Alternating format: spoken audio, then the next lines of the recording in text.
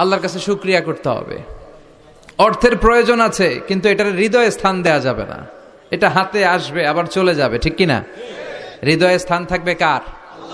যাদের হৃদয়ে আছে আল্লাহর ভয়, তারা কভু পথ ভুলে যায় না।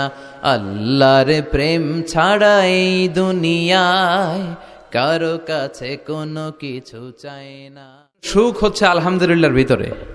সুখ আছে কিসের ভিতরে?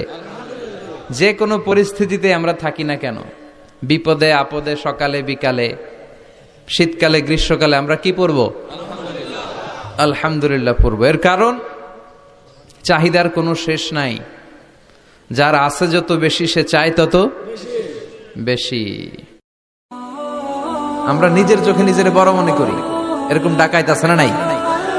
নিজেরাই নিজে মনে করে কত বড় সাহেব, লাট সাহেব।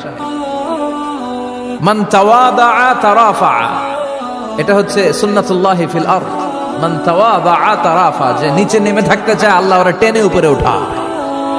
আর যে খালি উঠতে চায়, হিংসা করে অহংকার করে উপরে ঠেলতে চায়, ওরা নিচে নামায় দেয় কে?